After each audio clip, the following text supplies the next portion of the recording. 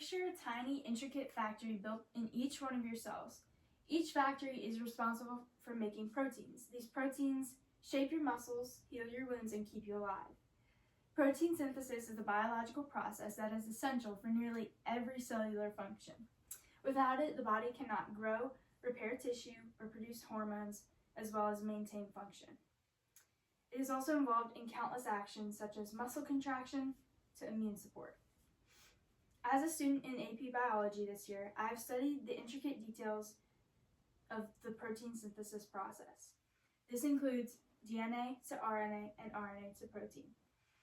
Additionally, lab experiments have enabled me to acquire the knowledge to understand the practicality of protein synthesis. To understand this vital and complex process, let's examine at the start. The first step of protein synthesis begins with the copying of DNA to RNA. This is also known as transcription. In other words, transcription begins in the nucleus of the cell. Within the nucleus, there's a tangled mass of DNA, which is also known as chromatin. Eventually, a signal is received from the nucleus and tells the chromatin to unwind and expose the genetic code to prep for replication. However, the DNA remains in a double helix shape. As stated by Mr. Green from the National Human Genome Research Institute, established in 2024, double helix is a term used to describe the physical structure of DNA. A DNA molecule is made up of two linked strands that wind together to resemble a twisted ladder in a helix-like shape. Each strand of DNA consists of nucleotides. Nucleotides are a combination of one sugar, one phosphate, and one nitrogen base. Green also states each strand has a backbone made of alternating sugar and phosphate groups. Attached to each sugar is one of four bases: adenine, which is A, cytosine, which is C, guanine, which is G, or thymine, which is T. An enzyme called DNA helicase eventually attaches to the DNA to unzip it and separate the double helix. Following this enzyme, RNA polymerase binds to the strand to create the complementary side. Once complete, there is a new strand made that is called messenger RNA. As shown in the video, this is DNA helicase unzipping the DNA. The yellow is the messenger RNA coming out of the DNA helicase.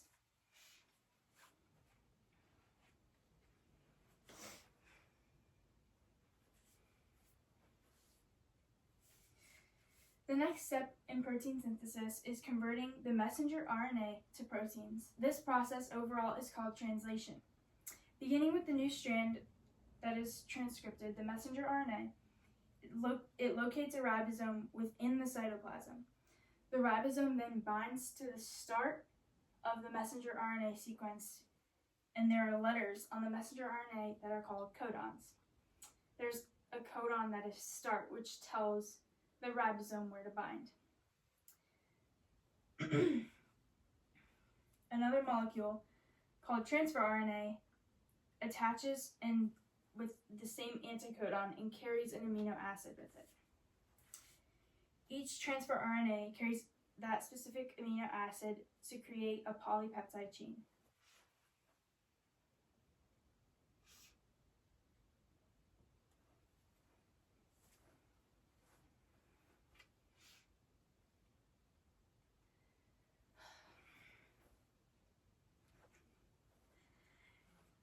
The RNA strand is leaving the nucleus right now.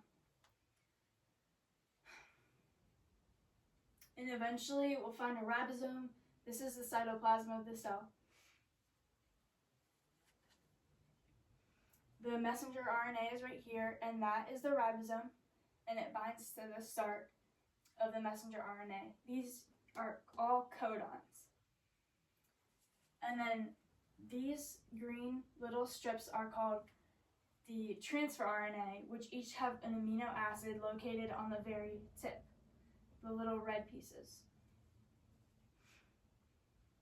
So as shown, there's a little red coming out of the ribosome, and that is the protein being constructed.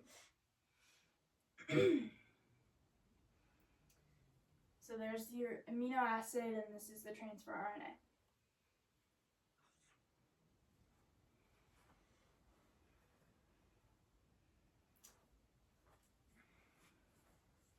Eventually, this ribosome will eventually reach a stop codon that is towards the end of the messenger RNA.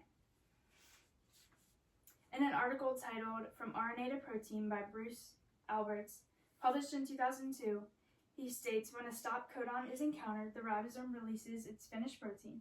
Its two subunits separate and can be used for the synthesis for another protein or for messenger RNA molecule.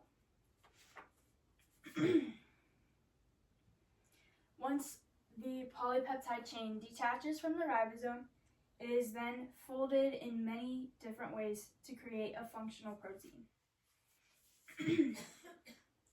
In the article titled Healthy Eating, published in 2025, written by Deacon, he states your body uses amino acids to build and repair muscles and bones, and makes hormones and enzymes so they can be used as an energy source. If anything goes wrong at any point in this entire complex process, a mutation will occur and it can cause genetic disorders, diseases, or cellular malfunctions. With a deeper understanding of this entire process, scientists are able to artificially create proteins to assist people in a timely manner if the body is not capable of producing a certain protein.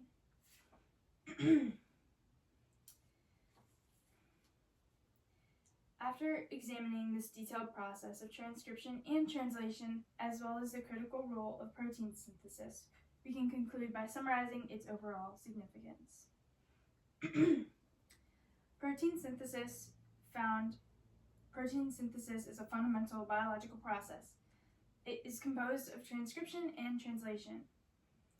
These proteins are essential for every function in the human body, for growth, repair, and immune responses. Protein synthesis is a process that might be microscopic in size, but its impact is immense. It's just a small reminder that extraordinary processes can happen in some of the smallest spaces.